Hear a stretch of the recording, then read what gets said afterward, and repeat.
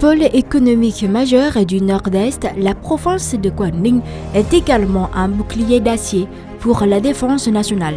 Sa position géographique, à la croisée des frontières terrestres et maritimes, en fait un point névralgique pour l'édification d'une zone de défense complète et résiliente. Tel est le thème principal du courrier du Vietnam numéro 39.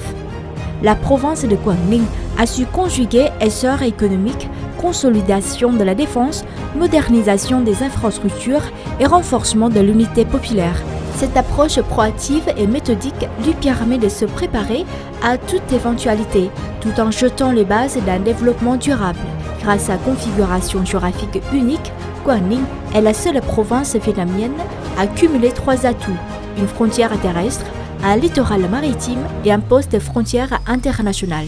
C'est pourquoi le gouvernement et le ministère de la Défense la considèrent comme une zone stratégique prioritaire pour la construction d'une zone de défense robuste, moderne et proactive.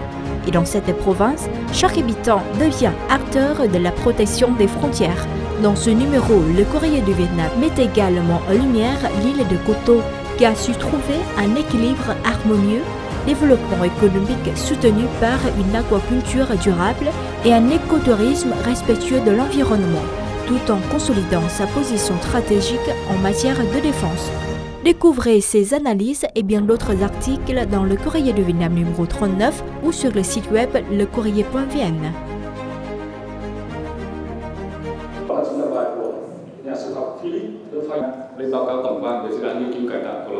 Le 16 septembre, le service de la construction de Hanoï et la société Artelia Vietnam sont co-organisés le séminaire international intitulé L'étude de rénovation et la mise en valeur historique et culturelle du pont Long Bien.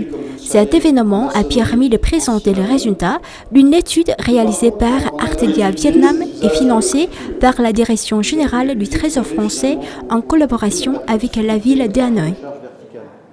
Monsieur Toine, vice-président du comité populaire. Le séminaire a rassemblé environ 70 délégués, dont des représentants du comité populaire de Hanoï et de l'ambassade de France.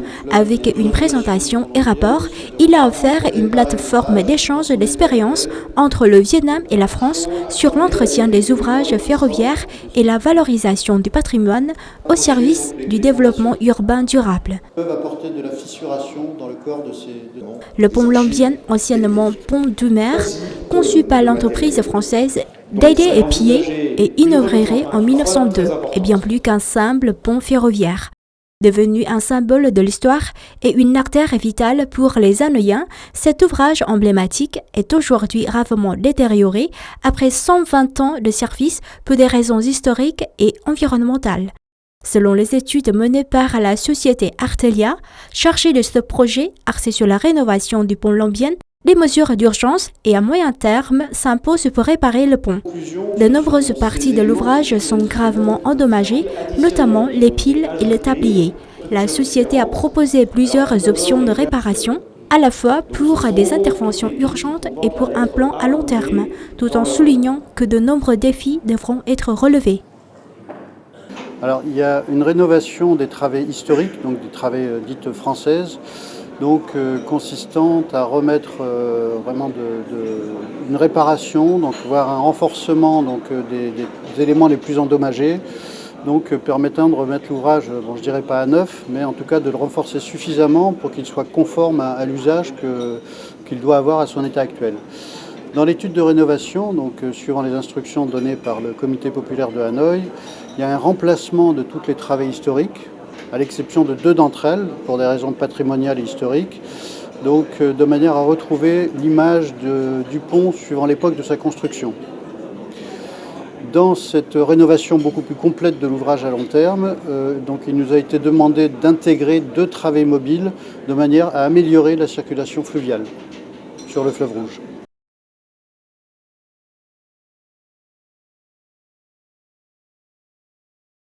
Avec plus de 120 ans d'existence, le pont Long Bien est bien plus qu'une artère de transport. Il est un symbole d'histoire et de culture. C'est dans cet esprit que plusieurs participants à l'atelier ont proposé des solutions et des scénarios d'utilisation pour que la rénovation s'inscrive pleinement dans la valorisation de son héritage patrimonial.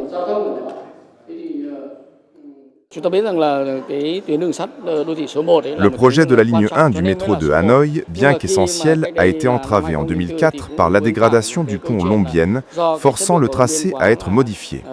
Aujourd'hui, avec le lancement de sa rénovation, une nouvelle opportunité se présente. Après de nombreuses années de recherche, les architectes de Hanoï proposent que la ligne de chemin de fer relie la gare de Yen Vien au centre-ville en passant par le pont. Au-delà de son rôle dans les transports, nous souhaitons surtout mettre en valeur la dimension historique, culturelle et symbolique du pont Long Bien. C'est la leçon que nous enseignent tous les ponts historiques des villes modernes. Plus un ouvrage ancien sert la vie contemporaine, plus sa vitalité perdure.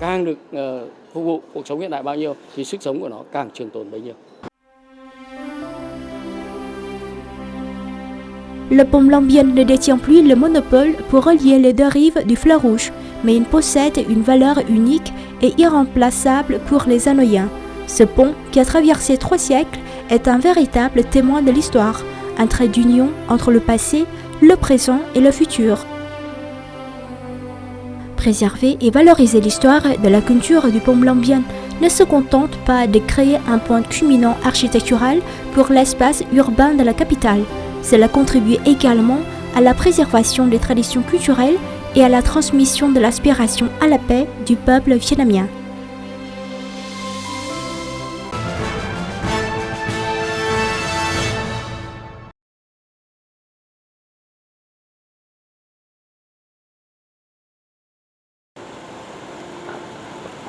Le matin du 14 septembre, au Centre national d'information à Hanoï, l'Agence vietnamienne d'information VNA a organisé une cérémonie solennelle pour recevoir pour la 3e fois l'ordre de Ho Chi Minh et célébrer son 80e anniversaire de fondation, 15 septembre 1945, 15 septembre 2025.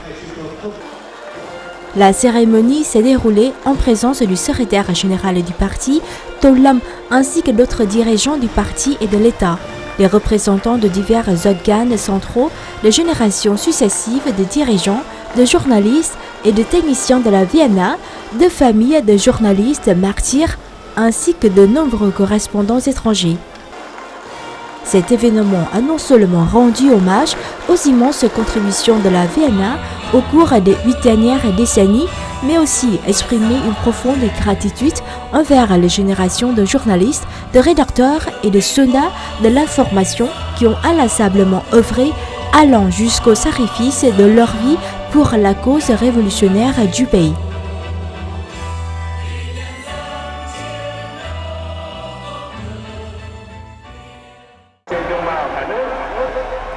Tất cả mọi người đều sinh ra có quyền bình đẳng, tạo hóa cho họ những quyền không ai có thể xâm phạm được. Trong những quyền ấy có quyền được sống, quyền tự do và quyền mưu cầu hạnh phúc. Le 15 septembre 1945, depuis la station de radiodiffusion de Bạch Mai, la VNA diffusait pour la première fois en vietnamien, français et anglais la déclaration d'indépendance historique et la liste des membres du gouvernement provisoire du Nouveau Vietnam, marquant ainsi le jalon de fondation de cette agence de presse nationale.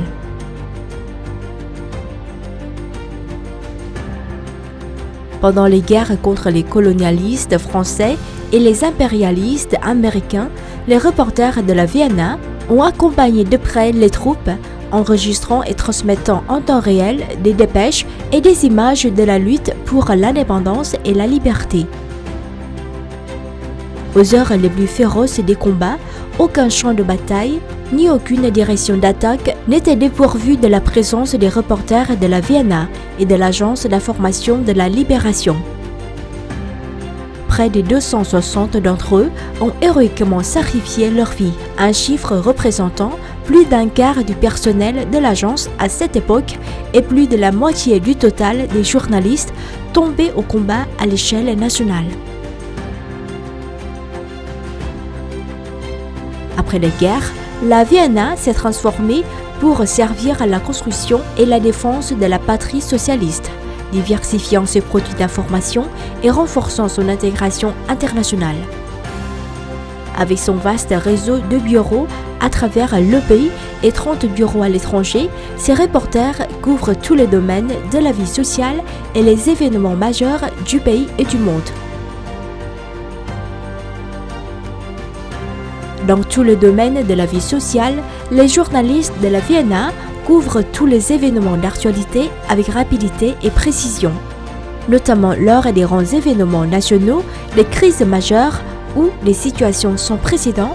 Les journalistes de la VNA sont toujours présents sur le terrain, prêts à se lancer. Le dévouement des journalistes, leur lien étroit avec la population et leur utilisation pionnière de la technologie ont permis à la VNA de produire un journalisme de qualité récompensé par les plus hautes distinctions nationales et internationales.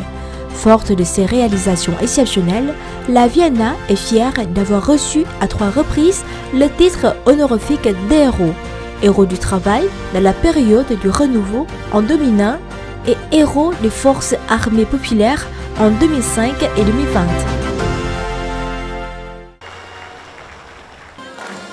En particulier, l'ordre de Ho Chi Minh, décerné pour la 3e fois à l'occasion de son 80e anniversaire, constitue une noble reconnaissance par le parti et l'État des contributions remarquables de la VNA.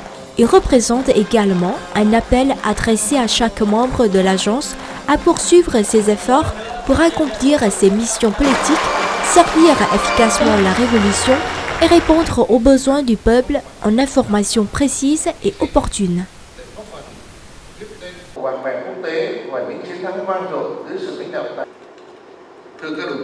Durant ces 80 années d'histoire, la VNA a démontré qu'en toutes circonstances, en temps de guerre comme en temps de paix, ces journalistes ont toujours su faire preuve d'une solide conviction politique et d'un profond esprit de dévouement, prêts à se sacrifier pour servir le parti, l'État et le peuple. Dans cette nouvelle ère de développement national, chaque membre de la VNA est appelé à honorer cette tradition héroïque, à suivre l'exemple des générations passées, avec un esprit novateur et pionnier. Forte de son histoire et de sa détermination, je suis convaincu que la VNA continuera de se développer avec vigueur, demeurera une source d'information fiable, orientera l'opinion publique et affirmera pleinement son rôle d'agence de presse nationale ainsi que d'organe d'information stratégique du parti et de l'État. Sẽ phát triển mạnh mẽ, giữ vững là nguồn mạch thông tin chính thống, dẫn dắt dòng chảy dư luận xã hội, tiếp tục khẳng định vai trò của cơ quan thông tấn quốc gia, cơ quan thông tin chiến lược tin cậy của Đảng, Nhà nước. La VNA s'engage à suivre les directives du secrétaire général pour en faire des missions clés et des programmes stratégiques avec la ferme détermination de renouveler notre pensée et nos actions dans tous les domaines.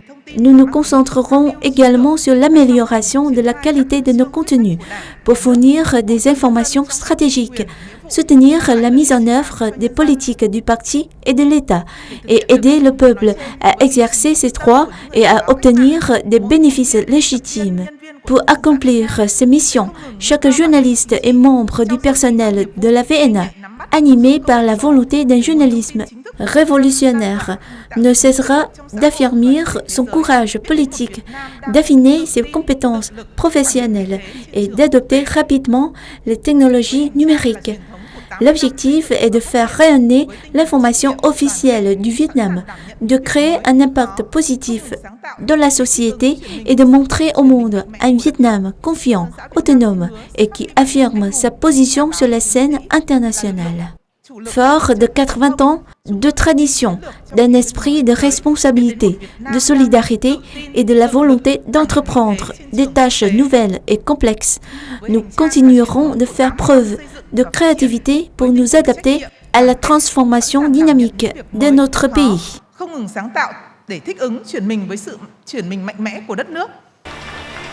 À cette occasion, le secrétaire général To Lam et d'autres dirigeants ont inauguré le portail d'information du 14e congrès national du parti. Ce site est disponible en 6 langues, vietnamien, anglais, français, russe, chinois et espagnol. Propose 5 types de contenus, Textes, photos, vidéos, infographies et données.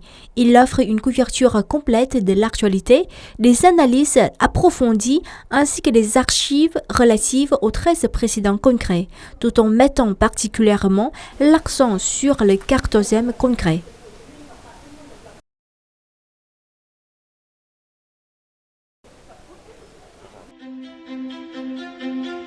Au cours de ces 80 années, le flux d'informations de la Vienna ne s'est jamais interrompu, animé par une foi inébranlable envers le parti et par une aspiration constante au renouveau. Les journalistes de l'agence perpétuent la tradition de leurs prédécesseurs. Déterminés à écrire de nouvelles pages glorieuses, ils s'attachent à honorer le titre d'agent de presse 3 fois héroïque, à remplir leur mission d'organe d'information stratégique et fiable du parti et de l'État, et à servir de pont entre le parti, l'État et le peuple, contribuant ainsi à l'édification d'un Vietnam prospère dans la nouvelle ère.